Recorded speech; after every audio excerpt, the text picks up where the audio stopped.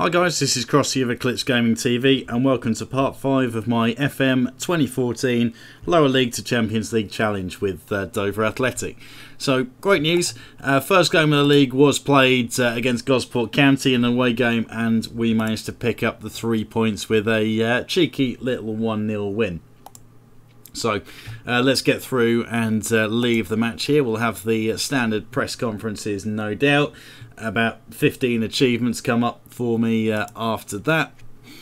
So Gillingham managed to get a draw in their game, but we are not particularly fussed about Gillingham here. It's all about the mighty Dover.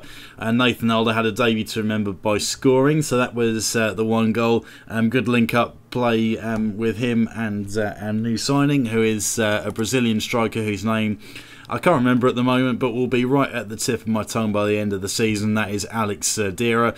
So great work with the assist there. And Skrill South kicks off with a win for Dover. Gaston for Teddy Ngoy, so he was able to stay on the field, but 6 to 9 days. I bet that's going to keep him out of the next game. Yes, it is. And he might be a push for the old Concord Rangers game on Saturday as well. Tough game coming up against Ebbsfleet. This is going to be kicking off at the Crabble.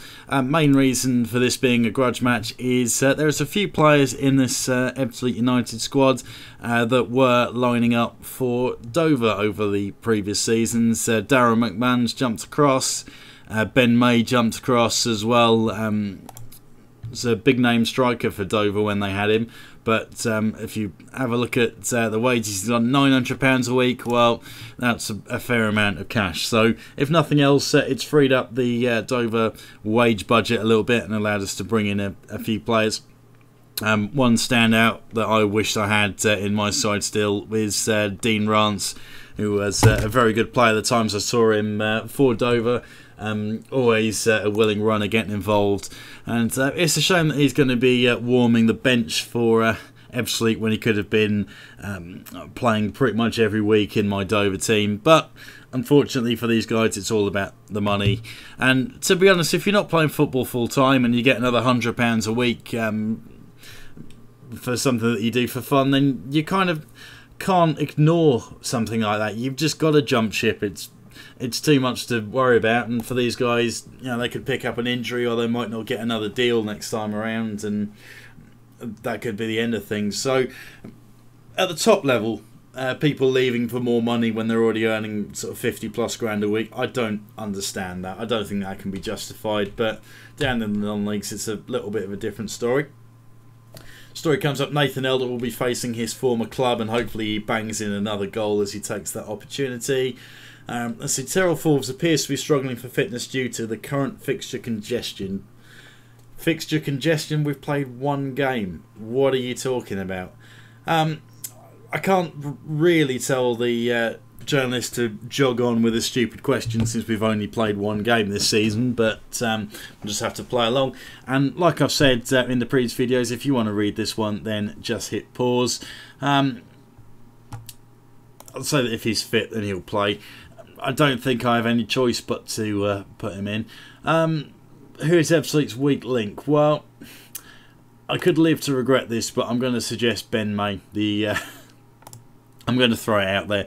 Just see if I can unset them a little bit and hopefully not go the other way and riling up. What makes you consider May to be Ebbsfleet's weak point?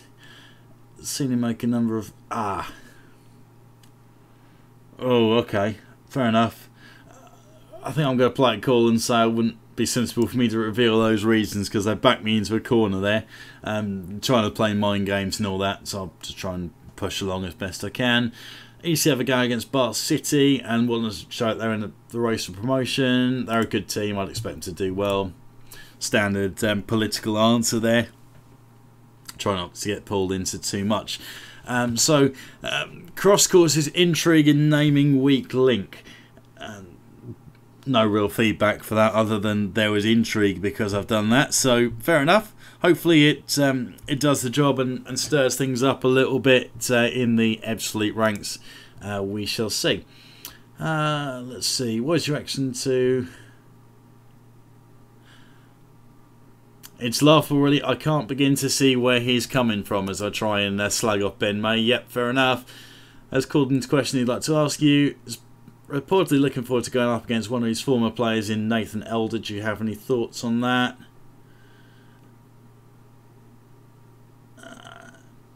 Add a unique element. It'll be interesting to see how everyone handles it. I think that's the fairest way I can put it.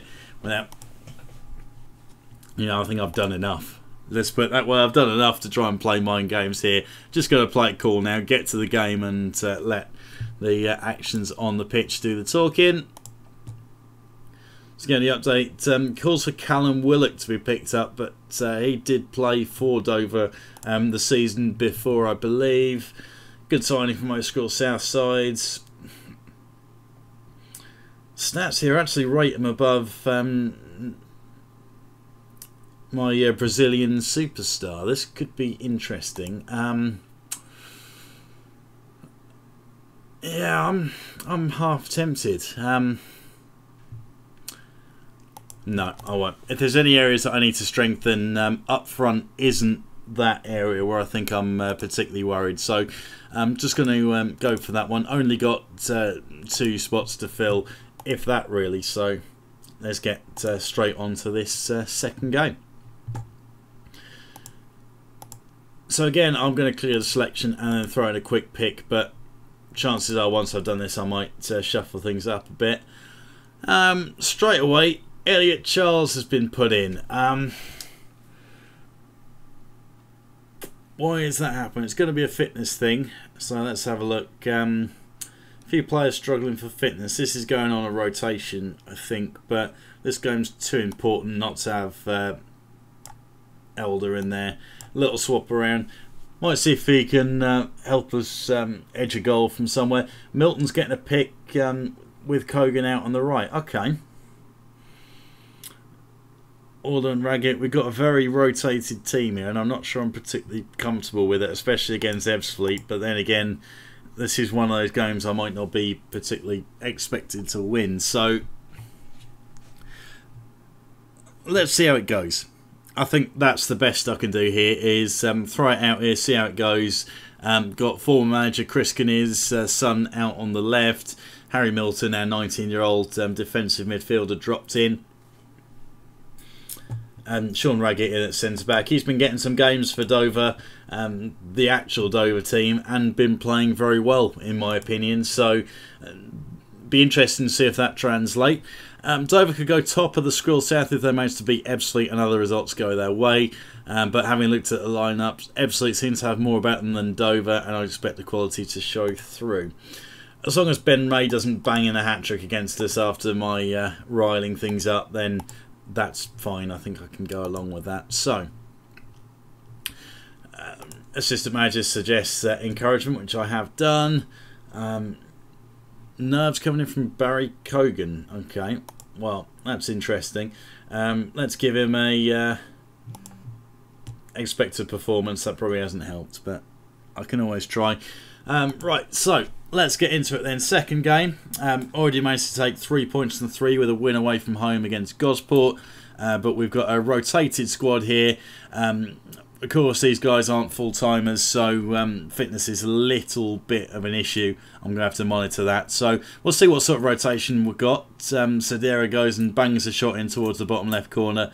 No such luck, though. Got Richard Orlu in. The almighty Terrell Forbes is sitting on the bench so far. Hopefully that won't cost us too dearly. But you've got to trust your squad that they can step in and do a job. Michael Kamara, good young player. I'd say Chris Kinnear Jr. always full of running out on the left. And Nathan Elder lashes one, grazes the top of the bar. No such luck there. But already we are 3 minutes into this game and we've had a couple of half decent chances on goal. So I'm fairly confident about the early running. Ben May heads wide. I'm clearly feeling the effects of my mind games before all this fixture kicked off. Honest. Richard Orlu's been quite error prone today, yeah, but it's fine. I'm not particularly worried at this stage. Got Kogan out on the right. I don't think we'll be using him in that position too often, but he's got the potential, and Sedera smacks one on the half volley and pings it off the top of the bar. So he's looking lively. The veteran journeyman Brazilian that we've got up front for us, partnering Nathan and Elder. Coming up to half time, and fairly happy with the way that the game's been going so far, as long as we don't give away a goal like we have just done there. Fantastic. That's not quite gone to plan, and a bit of sloppy defending I think here. Should have got a little closer to him. In fact, yeah, he's just gone and run straight through. Kamara pulled out of position, all who had to go and cover, and that's just a little too comfortable for Ebbsfleet, which is a shame. Oh well, maybe if we can pull a goal back before half time we'll be alright, but with Tom Winter giving the ball away needlessly like that, and then nearly getting skinned as well, and costing us another goal, that could be a little tough. Let's see if we can get into the dressing room and kick a few people into shape. Right, so tell the team that the performance isn't good enough. Richard Orley looks motivated after his 5.3 performance. That is terrible. Absolutely abysmal. And I can tell why I picked up a bit of cover at the back. Let's put it that way. Right, okay. So, see how the fitness is going. Nathan Elder is blowing a bit, and we're going to need him moving forward. So, let's get Elliot Childs on. I can't believe I'm doing this, but I am. So let's see how it goes. Maybe he's a little bit better on the game than he is in real life. We can always hope. Need to get a goal back here. If I can walk away with 4 points from our opening 2 games, then I will be very, well, not very happy, but happy enough. Sadira bangs one, and I think that's the 3rd time, it's the 2nd for him, that he's grazed the top of the bar. Just needs a little more dip, and he'll be putting these balls in the back of the net in no time. So very convincing signs. Young player Sean Raggett at the back is looking much more convincing than the more experienced Richard Orley so far, which is not the best, shall we say. But at least 15 minutes into the second half, 10-15 minutes, we're looking a little more comfortable now. Getting a bit of position together. Possession as well.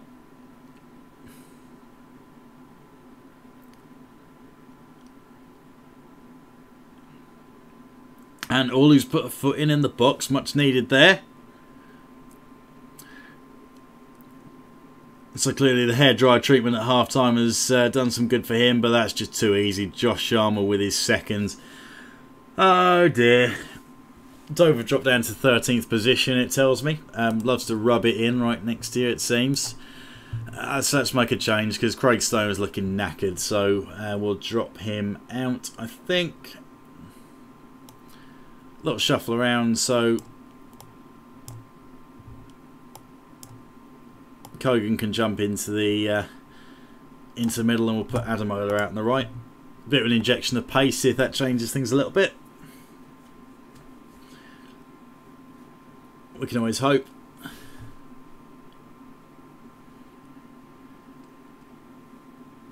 A pair of fresh legs, Adamola. Is he going to take anyone on? Not feeling at the moment.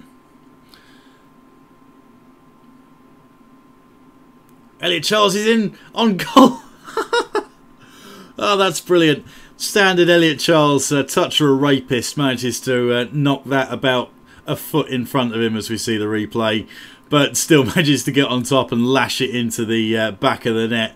So, yeah, not very much quality to begin with, but that's a tidy looking finish actually, and we're back in this one with 20 minutes left to go. We can always hope. All fingers crossed. Maybe Elliot Charles will be our saviour here. Maybe not if you let someone dribble into the box and shoot across the face. That's not the best way to go.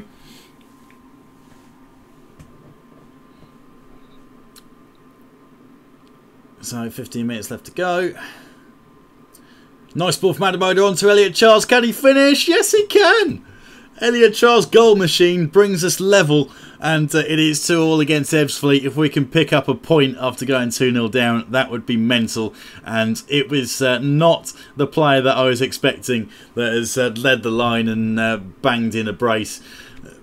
miracles do happen, and it seems those miracles only happen on computer games rather than the actual world of football.